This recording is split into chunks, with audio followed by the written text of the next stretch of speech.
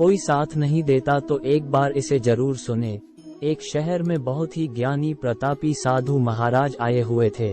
बहुत से दीन दुखी परेशान लोग उनके पास उनकी कृपा दृष्टि पाने के लिए आने लगे। ऐसा ही एक दीन दुखी गरीब आदमी उनके पास आया और साधु महाराज से बोला, महाराज मैं बहुत ही गरीब हूँ, मेरे ऊपर कर्जा भी है, मैं बहुत ही परेशान हूँ, मुझ पर कुछ उपकार करें। साधु महाराज ने उसको एक चमकीला नीले रंग का पत्थर दिया और कहा कि ये बहुत कीमती पत्थर है, जाओ जितनी कीमत लगवा सको लगवा लो। वो आदमी वहां से चला गया और उसे बचने के इरादे से अपने जान पहचान वाले एक फल विक्रेता के पास गया और उस पत्थर को दिखाकर उसकी कीमत जाननी चाहिए। फल विक्रेता बोला, मुझे लगता है ये नीला शीशा है, महात्मा ने तुम्हें ऐसे ही दे दिया है। हाँ ये सुंदर और चमकदार दिखता है, तुम मुझे दे दो, इसके मैं तुम्हें 1000 रुपए दे दूंगा। वो आदमी निराश होकर अपने एक अन्य जान पहचान वाले के पास गया जो कि एक बर्तनों का व्यापारी था।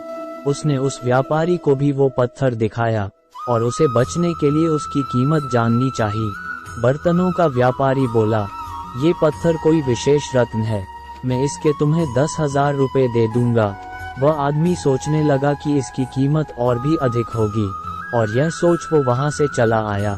उस आदमी ने उस पत्थर को अब एक सुनार को दिखाया।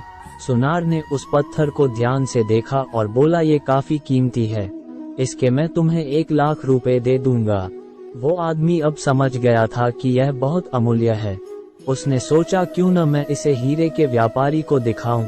ये सोच वो शहर के सबसे बड़े हीरे के व्यापारी के पास गया। उस हीरे के व्यापारी ने जब वो पत्थर देखा तो देखता रह गया। चौंकने वाले भाव उसके चेहरे पर दिखने लगे। उसने उस पत्थर को माथे से लगाया और पूछा, तुम ये कहाँ से लाए हो?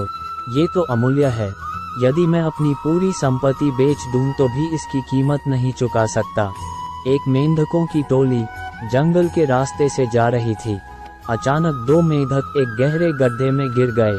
जब दूसरे मेंढकों ने देखा कि गड्ढा बहुत गहरा है तो ऊपर खड़े सभी मेंढक चिल्लाने लगे, तुम दोनों इस गड्ढे से नहीं निकल सकते, गड्ढा बहुत गहरा है, तुम दोनों इसमें से निकलने की उम्मीद छोड़ दो। उन दोनों मेंढकों ने शायद ऊपर खड़े मेंढकों की बात नहीं सुनी और गड्ढे से निकलने के लिए लगातार वो उछलते रहे। बाहर खड़े मेंढक लगातार कहते रहे, तुम दोनों बेकार में मेहनत कर रहे हो, तुम दोनों को हार मान लेनी चाहिए, तुम नहीं निकल सकते। गड्ढे में गिरे दोनों मेंढकों में से एक मेंढक ने ऊपर खड़े मेंढकों की बात सुन ली और उछलना छोड़कर वो निराश होकर एक कोने में बैठ गया। दूसरे मेंढक ने प्रयास जारी रखा, वो उछलता रहा जितना वो उछल सकता था। बाहर खड़े सभी मेंढक लगातार कह रहे थे कि तुम्हें हार मान लेनी चाहिए, पर वो मेंढक शायद उनकी बात नहीं सुन पा रहा था और उछलता रहा और काफी कोशिशों के बाद वो बाहर आ गया। दूसरे मेंढकों ने कहा, क्या तुमने हमारी बात नहीं सुनी? उस मेंढक ने इशारा करके बताया कि वो उनकी बात नहीं सुन सकता क्योंकि वो बहरा है, इसलिए वो किसी की भी बात नहीं सुन पाया। वो तो ये सोच रहा था कि सभी उसका उत्साह बढ़ा रहे हैं। एक जंगल में बरगद का पेड़ था। उस पेड़ के ऊपर एक चील घोंसला बनाकर रहती थी जहां उसने अंडे दे रखे थे। उसी पेड़ के नीचे एक जंगली मुर्गी ने भी अंडे दे रखे थे। एक दिन उस चील के अंडों में से एक अंडा नीचे गिरा और मुर्गी के अंडों में जाकर मिल गया। समय बीता, अंडा फूटा और चील का बच्चा उस अंडे से निकला और वह ये सोचते सोचते बड़ा हुआ कि वो एक मुर्गी है। वो मुर्गी के बाकी बच्चों के साथ बड़ा हुआ। वह उन्हीं कामों को करता जिन्हें एक मुर्गी करती है।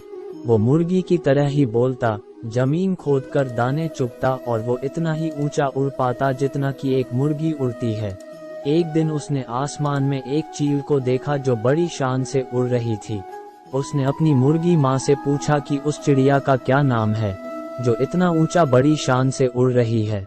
मुर्गी ने जवाब दिया, वह एक चील है। फिर चील के बच्चे ने पूछा, माँ मैं इतना ऊंचा क्यों नहीं उड़ पाता? मुर्गी बोली, तुम इतना ऊंचा नहीं उड़ सकते क्योंकि तुम एक मुर्गे हो।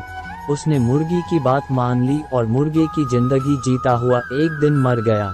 जो भी हम सोचते हैं या कुछ नया करने की कोशिश करते हैं तो दूसरे हमें ये कहकर रोकते हैं कि तुम ऐसा नहीं कर सकते, ऐसा नहीं हो सकता और हम अपना इरादा ये सोचकर बदल लेते हैं कि वाकई मैं यह नहीं कर सकता और हार मान लेते हैं।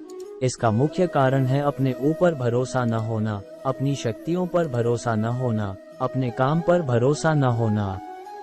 दोस्तों, जो लोग कहते हैं कहने दीजिए, लोगों का काम है कहना। अपने आप पर भरोसा रखें, अपने आप को पहचाने। दोस्तों, अगर जीत निश्चित हो तो काय भी लड़ जाते हैं। बहादुर वो कहलाते हैं जिसकी हार निश्चित हो फिर भी मैदान नहीं छोड़ते और लड़ जाते हैं। हमें कभी भी हार नहीं माननी चाहिए। लोग जो कहते हैं कहने दीजिए, हमें अपना काम करते रहना चाहिए, तभी हमें हर काम में कामयाबी मिलेगी। मेरी YouTube फैमिली, मैं उम्मीद करता हूँ आपको हमारी यह वीडियो अच्छी लगी होगी। अगर अच्छी लगी है तो इस वीडियो को लाइक जरूर करें। अगर आप अभी और ज्यादा ज्ञान प्राप्त करना चाहते हैं तो हमारे चैनल की अन्य वीडियो भी जरूर देखें।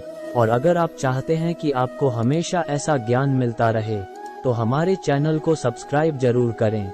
हम मिलते हैं आपसे एक और नई वीडियो में बहुत ही जल्द। तब तक आप अपना और अपनी फैमिली का ध्यान रखें और हमेशा मुस्कुराते रहें और हमें अपनी एक प्यारी सी कमेंट भी करें। धन्यवाद।